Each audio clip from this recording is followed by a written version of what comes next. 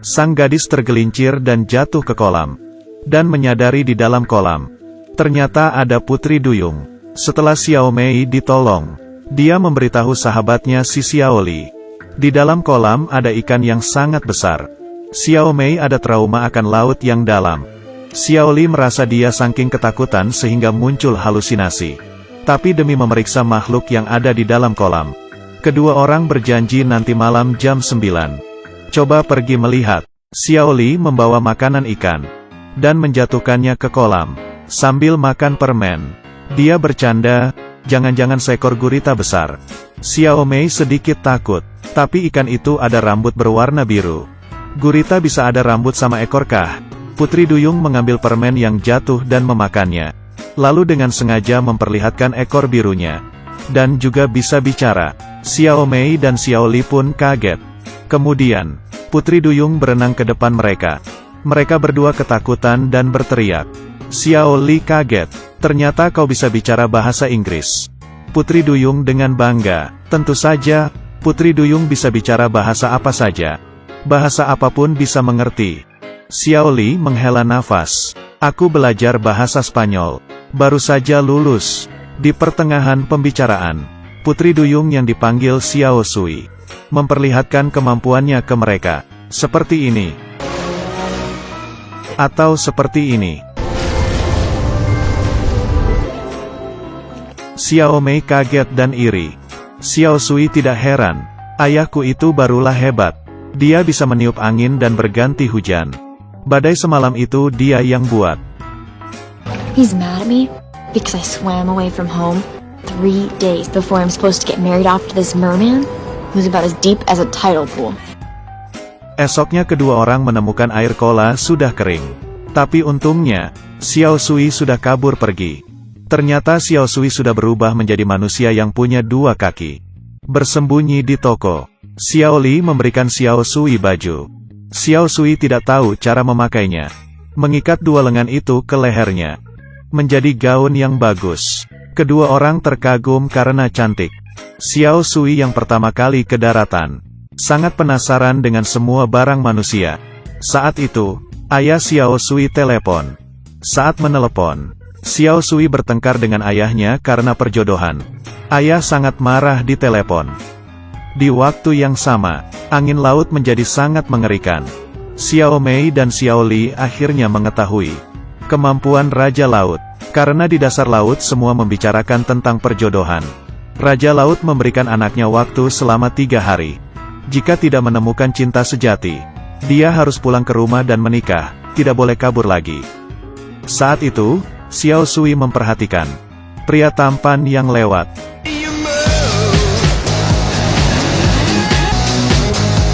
Dia langsung mengumumkan, pria tampan ini adalah cinta sejatinya.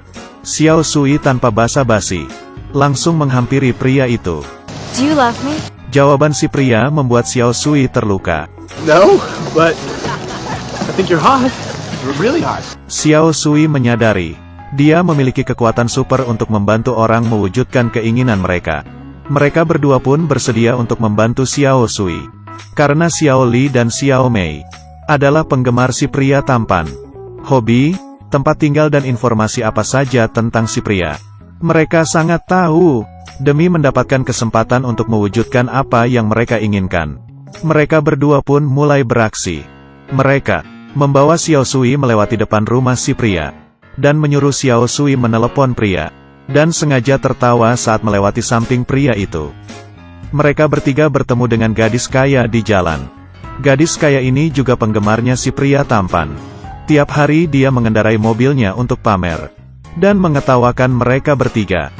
Mereka berdua yang dihina juga tidak berani membalasnya. Xiao Sui membela mereka berdua. Dan membuat gadis kaya itu jengke. Dan mempunyai kekuatan super membuat mobil mereka rusak. Xiao Sui yang cantik menarik perhatian sang pria. Keduanya mulai ngedate. Sang pria memberikannya boneka lumba-lumba. Dan membelikannya permen kapas. Keduanya mendayung sampan di danau. Keduanya saling mengerti satu sama lain. Sudah hampir malam. Xiao Sui menyadari ekornya sudah akan tumbuh kembali. Dia dengan cepat menyelesaikan ngedate mereka. Xiao Li dan Xiao Mei selalu siaga. Untuk melindungi Xiao Sui harus sepanjang malam berada di dalam air. Tapi juga tidak bisa kembali ke laut, karena ayahnya bisa menggunakan arus laut, dan langsung membawanya pulang. Kemudian, mereka berdua menempatkan Xiao Sui di air. Si pria mengundang Xiao Sui untuk ke pesta kolam besok malam. Besok paginya, mereka berdua membawa Xiao Sui ke mall untuk membeli baju baru.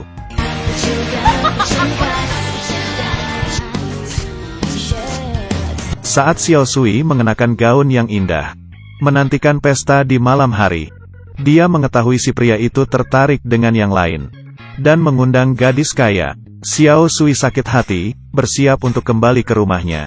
Xiao Li dengan cepat datang untuk menahannya. Please don't give up yet. Why? Because of your wish? Let me tell you something. My dad said he loved me. He said he loved my mother, and then he left us. He left us for some other woman. But I guess that's just the way it is. And love doesn't always work. That's life. But when you find love, I guess it's really beautiful. Xiao Sui mandi busa sambil makan snack, ingin menghilangkan rasa sakit hatinya. Xiao Mei membawa pulang si pria. Dia memberikan Xiao Sui kesempatan untuk ngedate. Ternyata gadis kaya itu membohonginya. Demi bisa ngedate sang pria, membohongi si pria kalau Xiao Sui sudah punya pacar. Pesta pun dimulai. Xiao Sui berdandan dan menemui si pria. Cantik yang sempurna, dengan gaunnya yang indah, juga rambutnya yang dikeriting. Cantik hingga tidak bisa berkata apa-apa lagi. Gak salah lagi, benar-benar putri duyung. Sang pria kaget hingga mengeluarkan air liur. Dengan cepat, matahari sudah mau terbenam.